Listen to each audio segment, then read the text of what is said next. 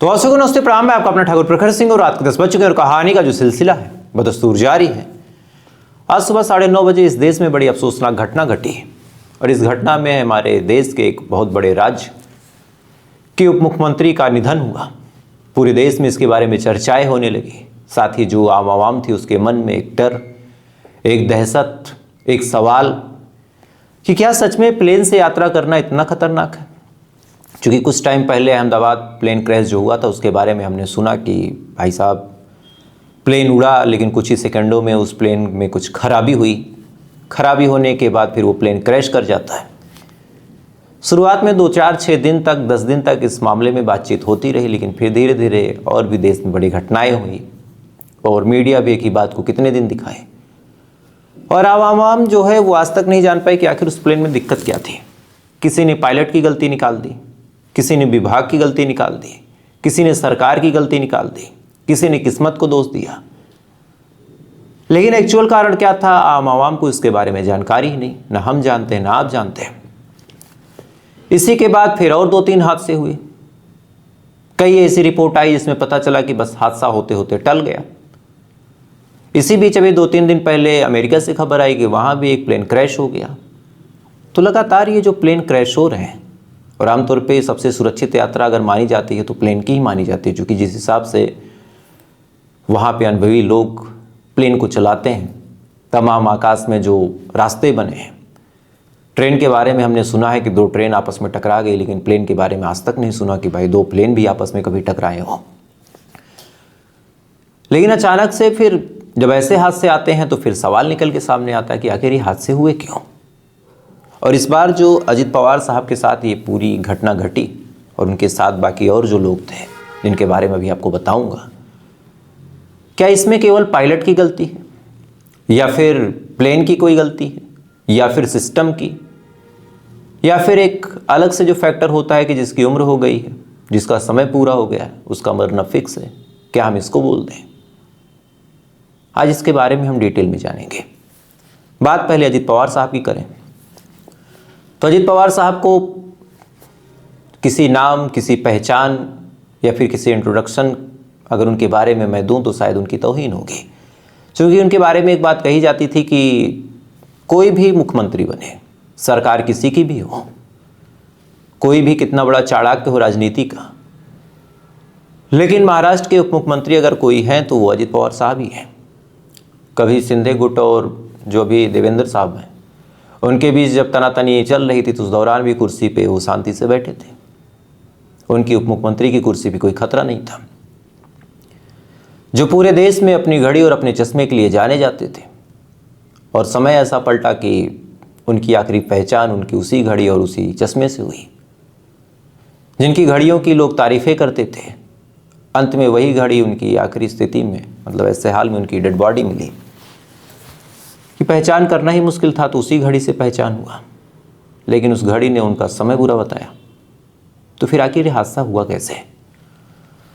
तो पूरी कहानी ये है कि 4 फरवरी से जिला पार्षद चुनाव होना था और हर आदमी चाहता है कि अगर छोटे से ही हम चुनाव को कंट्रोल करना शुरू कर देंगे, जैसे अगर कोई पार्टी है वो अपनी ही पार्टी के लोगों को जिला पंचायत बनाए, या फिर जो लोग उस पार्टी से चुनाव लड़ रहे हैं उनको चुनाव जितवाए, उसके बाद ब्लॉक प्रमुख बनवाए, साथ ही क्षेत्र पंचायत बनवाए, अपने सपोर्ट का प्रधान बनवाए दे गांव में, तो चुनाव के रास्ते आसान हो जाते हैं।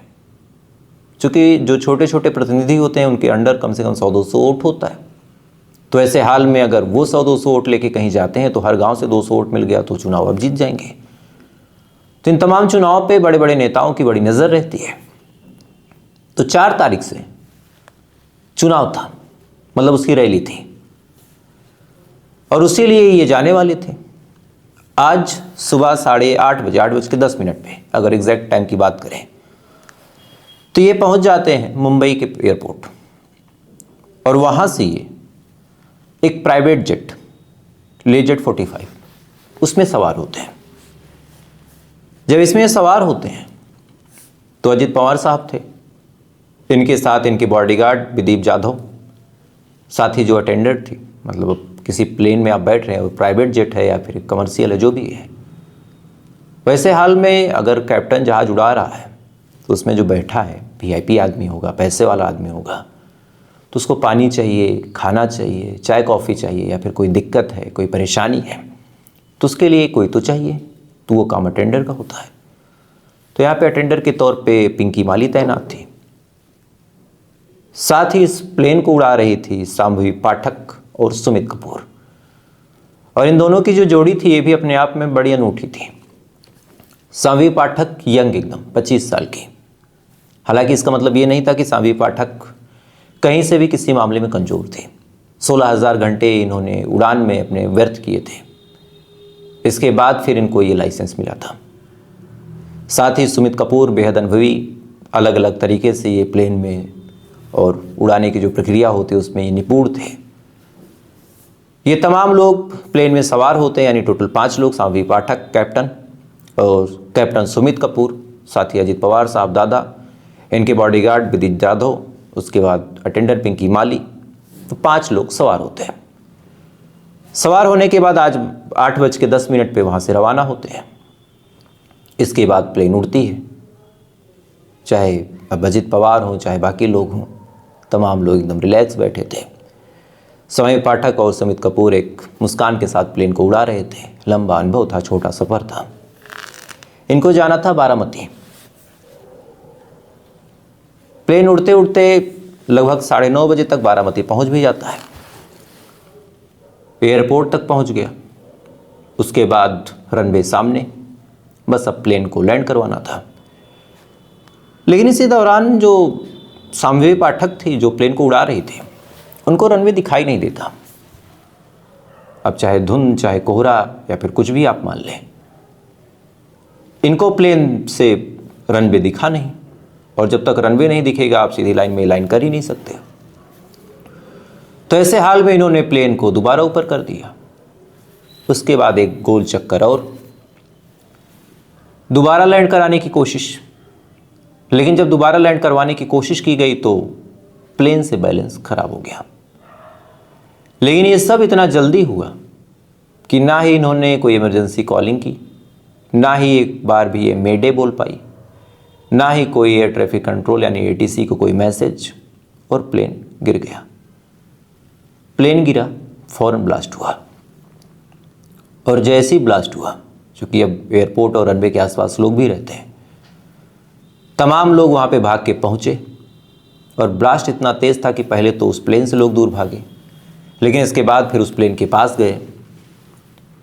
जब जाते हैं तो देखते हैं कि 2 डेड बॉडी बाहर पड़ी है, बुरी तरह के से झुलसी हुई, पेट फूला हुआ, और 3 लोग अंदर, और धूं धूं करके आग जल रही। अब किसी को नहीं पता कि ये लोग कौन है। इंसानियत के नाते फौरन कंबल में लपेट के उनको लेके जाने की कोशिश की गई, लेकिन लोगों ने जब टटोला तो पता चला कि जान किसी में नहीं बाकी, चीथड़े उड़ चुके थे। अब किसी को पता नहीं कि ये लोग कौन है, लेकिन एक इंसानियत, और चूंकि प्राइवेट प्लेन था, चार्टर्ड प्लेन था, इस वजह से लोगों को लगा कि भाई कोई बड़ा आदमी होगा। लोगों ने नज़र देखी। जब नज़र देखी तो कुछ डाउट हुआ, क्योंकि जो घड़ी और जो चश्मा उन्होंने देखा, वो घड़ी और चश्मा अक्सर अजित पवार साहब पहनते थे। मन में एक डाउट कि कहीं वही हैं या फिर कोई और है। लेकिन इसी बीच फिर वहाँ से भी फ़ोन आ गया कि भाई साहब अजित पवार साहब यहाँ पहुँचने वाले हैं। रिसीव करने वाले लोग एयरपोर्ट के बाहर खड़े थे। तो फिर 20-25 मिनट बाद कंफर्म हुआ कि अजित पवार साहब थे, और हादसे में उनकी मौत हो गई। अब ये बात जब निकल के सामने आई तो फिर बड़ा सवाल आता है कि इसमें गलती किसकी थी। तो आमतौर पे हमारे देश में कोई भी एक्सीडेंट हो, एक छोटा सा एग्जांपल आप ले लें, कोई बस का एक्सीडेंट हो, कोई ऑटो का हो, कोई बाइक का हो, सबसे आसान तरीका है कि आप ड्राइवर को दोषी ठहरा दें कि ड्राइवर की गलती है। ट्रेन है तो लोको पायलट की, प्लेन है तो कैप्टन की, बस मामला रफा दफा। लेकिन आज मुझे लगा कि इससे पहले कि लोग यहाँ पे जजमेंटल हो और इन दोनों को, यानी शांभवी पाठक 25 साल की लड़की जिसने तैयारी शुरू की थी इस दुनिया में कुछ ऊंची उड़ान भरने के लिए, लेकिन एक आखिरी उड़ान वो भरती है और इस दुनिया को अलविदा कह जाती है, या फिर सुमित कपूर, इन दोनों की गलती निकालें। थोड़ा सा इनके बारे में आपको बता देता हूँ।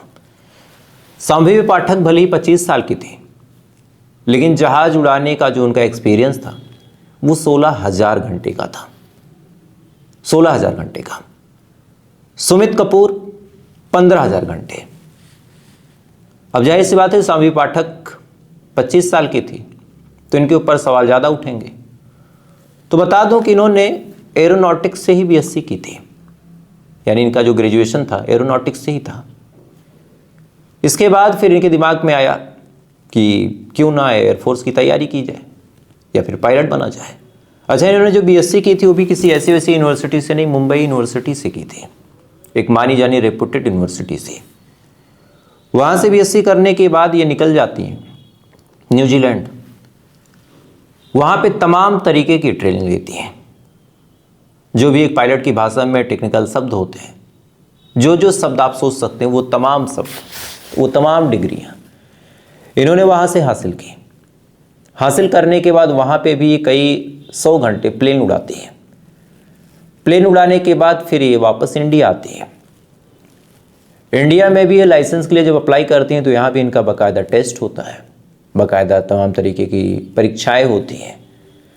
ये तमाम परीक्षाएं ये बेहद अच्छे नंबर से पास करती हैं। पास करने के बाद फाइनली इनको लाइसेंस मिला। और जिस प्लेन को ये उड़ा रही थी, ये प्लेन चार्टर्ड प्लेन था। और चार्टर्ड प्लेन अगर कोई उड़ाता है तो इसका मतलब वो बड़ा होनहार है, चूँकि उसमें बहुत वीआईपी आदमी बैठता है। चूँकि चार्टर्ड प्लेन का जो किराया होता है वो कई लाख रुपए होता है, आम आदमी उसको अफोर्ड ही नहीं कर सकता। तो या तो बहुत बड़ा वीआईपी बैठेगा, या फिर कोई बहुत बड़ा पॉलिटिशियन बैठेगा, या फिर कोई बहुत बड़ा बिजनेसमैन बैठेगा। तो ऐसे हाल में जो कंपनीज़ होती हैं वो चाहती हैं कि भाई इसमें वही आदमी पायलट बन के बैठे जो बहुत तगड़ा हो। चूँकि गवर्नमेंट प्लेन में कोई हादसा होता है तो आदमी इग्नोर कर देता है, लेकिन अगर प्राइवेट कंपनी में हुआ तो वो कंपनी संदेह के घेरे में आ जाती है। तो ऐसे हाल में वो कंपनी चाहती है कि हमारे प्लेन से कोई हादसा ना हो। इस वजह से अगर शाम्वी पाठक और सुमित कपूर को चुना गया था तो ये दोनों बेहद होनहार थे। तो फिर अगर इनकी गलती नहीं थी तो गलती किसकी थी? तो जो प्लेन था, कंपनी ने फौरन क्लेम कर दिया कि हमारे प्लेन में कोई गलती नहीं थी, हमारा प्लेन बिल्कुल फिट था, हमने तमाम रूटीन चेकअप से उसको गुजारा था और हमारे प्लेन में कोई खामी नहीं थी। तो फिर बड़ा सवाल है, फिर खामी थी किसमें? खामी क्या सिस्टम की थी, या फिर जिन पैरामीटर्स पे प्लेन चेक होती है उन पैरामीटर्स में ही कोई कमी है, या फिर जो चेक करने वाले लोग हैं उनमें कोई कमी है, या फिर ये अचानक से कोई टेक्निकल एरर था?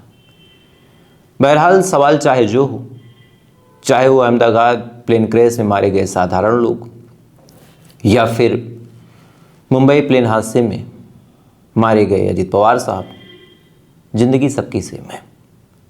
और जब ऐसे हादसे उठते हैं तब आदमी पहला सवाल ये पूछता है कि आखिर इसका जवाब हम मांगे किससे? सरकार उसमें कुछ कहेगी नहीं। कंपनीज इतनी बड़ी हैं कि हज़ारों प्लेन उनके उड़ रहे हैं, एक आध प्लेन में कुछ हो गया तो कोई मतलब नहीं। वो सैकड़ों देश में डील करते हैं, हज़ारों राज्य में डील करते हैं। एक आध छोटे मोटी जगहों पे कुछ होता है तो उनके लिए कोई मतलब नहीं है।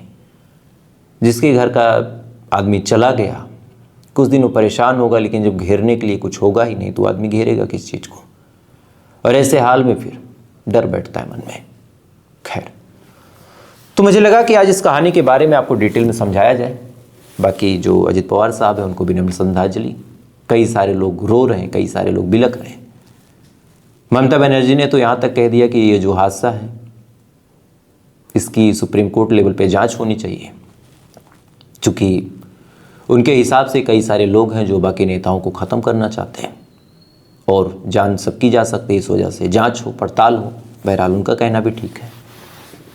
बाकी जैसा होगा मैं आपको आगे बताऊंगा। तो फिलहाल अभी के लिए बस इतना ही। बाकी थोड़ी देर बाद आपसे फिर मुलाकात होगी ऐसी किसी कहानी के साथ। तब तक आप अच्छे रहें, खुश रहें, अपना ख्याल रखें, अपने देश का ख्याल रखें। जय हिंद। ऊपर वाला की हिफाज़त करें।